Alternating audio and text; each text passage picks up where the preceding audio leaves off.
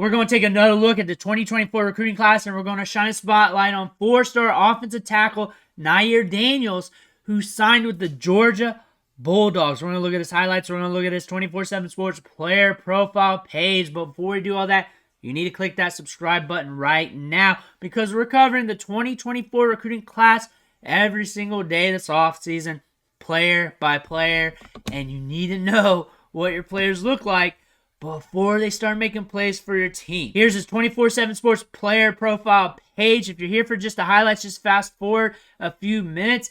He's ranked 22nd in the class among offensive tackles, 24th in the composite.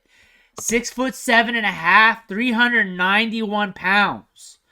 Huge offensive tackle. We're going to see him eat defensive ends alive, I guarantee you.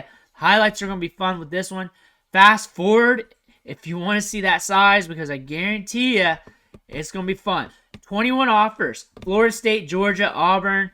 Big-time Power 5 programs after him. Played in the All-American Bowl. Has big upside with his size, ability to bend, and strides he made between the end of his sophomore season and in the spring. Possesses verified size and wingspan approaching 84 inches to go with his hands. So we got a big dude that's got size. Has lower body strength that stands out. So we're going to be strong. Often knocks smaller defenders back several yards. Let's go to the highlights. I can't wait to see that. We're going to see some fun stuff. That's a thick scouting profile. Wonder why he's fallen in the rankings here. But we're committed to Georgia, and we're a 4-star prospect here. Going over to On3. Everybody has him as a 4-star, but Rivals, they got him as a 3-star. Rivals got him at 67 among offensive tackles. ESPN has him at 15, On3 30, 24/7 Sports 22. 390 pounds, 6'7.5" is what they got him listed at. Some of the teams looking at Rutgers, Penn State, Florida, Texas. The recruiting offers here indicate that he should be ranked higher than what some of these sites have him at. But we're going to take a look at the highlights. Let's see what he's working with. 7 minutes and 17 seconds. Let's roll. Can't tell which one he is. Oh, wait. You can tell which one he is. He's moving. We're getting down. He moves okay for his size. He moves good for his size. I was expecting a little bit more plottiness out of him. Wait, they got two big guys. They got a big offensive line.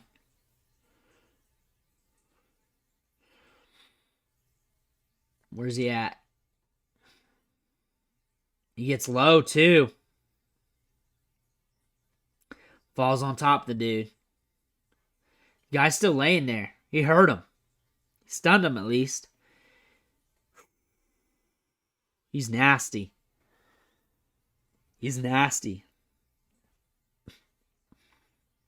Something tells me he might be a little bit raw, but I don't know yet. I can't tell on some of these views, too. I can really just see the aftermath. Here I might be able to see something, but the guy's so much smaller than him. Gets him out of the play.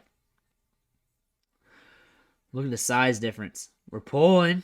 Working down. Look at that. He moves well for his size. His bend and his stance is interesting. I'll say that much. He's got a lot of power.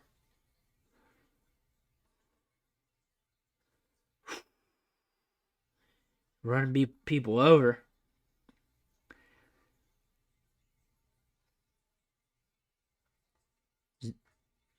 He's doing what he needs to do at this level. You're really going to have to get a good view of him in the All-Star game practices and camps. Working downfield. He's got some fire out of the stance. He's also kind of high. But he's also 6'7.5". Something you don't normally see. And almost 400 pounds. There's not many guys at his size in this class or any class. It's kind of an anomaly for me to look at. But I see a lot of power. I'm seeing more burst than what I was expecting. That should have been on top of the scouting report in that block of words. There's a lot to say about him.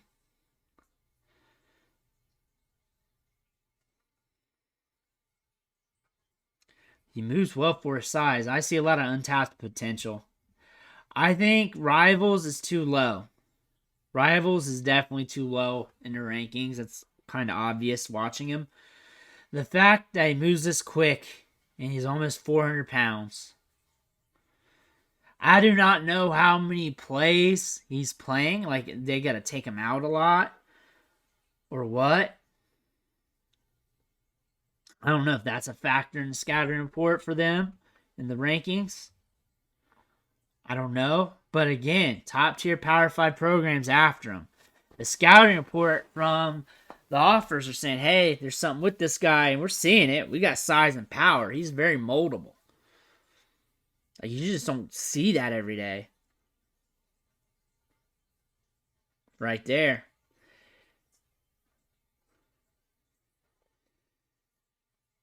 You just don't.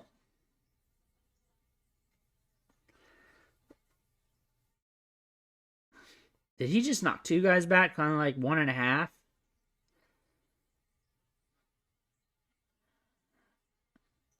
Here's the next one. He gets kind of low onto the pads. Chest plate area.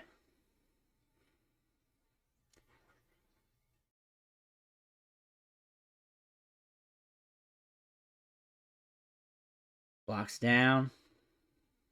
He's getting high on a lot of these blocks, though. He is high. But, again, you're like Andre the Giant height almost. Well, you're not really, but compared to all the other blockers, it's hard to... He gets to you. It's over. You can't get off of him. Because it's not like it's a sloppy 400 pounds. He needs some development. Definitely when you're seeing him out in the open field trying to find a block.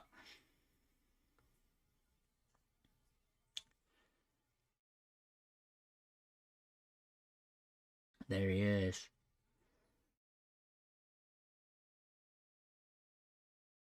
The more you see of him, I can see why he's not ranked as one of the top guys in the class. I'll say one thing,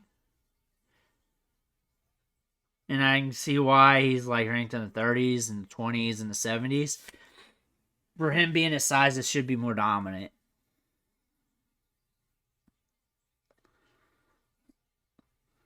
Should be. For him getting all those offers, should be more dominant. Like a lot of guys ranked higher, more dominant at the point of attack. Like this guy, like these blocks, he should be killing it. Boom. Like he's doing good, he's not getting beat. But compared to all the offensive linemen we covered. But on the flip side of that, size, power, strength, moves much faster than what I would have thought. Moves quick. Definitely see where there's upside. Definitely see where he can develop and be more. We could tap into that. We're playing on Sundays. His upside is Sundays. But we got to tap into that. And we're at Georgia. You got to climb that depth chart quick. I do like him. Because I think he's fun to watch. Because you don't know what's going to happen from play to play.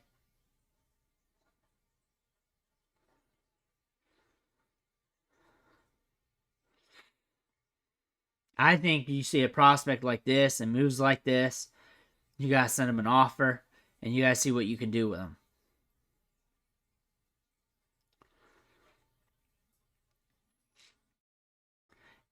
I think there's got to be some offers you got to just shoot for upside with. And if it doesn't work out, especially when you're a top tier Power 5 school, it ain't going to hurt you too bad. And when I think about this guy, there's tons of upside here. Tons of upside. He moves very quick for his size. Should have been noted at the top of that scouting report. It might have been down here at the bottom, but it was a huge block of words. I don't think he wanted me to read that whole thing because it would have bored you. But he's quick for his size. He moves well for his size. He's got power. He's got strong hands.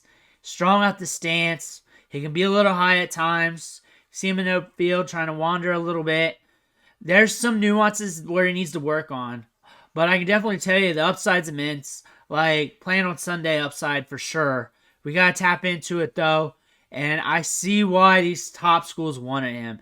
Because if he hits hard. Which, what I'm saying is he could be a top college player. A top guy on the offensive line in the whole spectrum of college football. Top prospect for the NFL draft type of deal.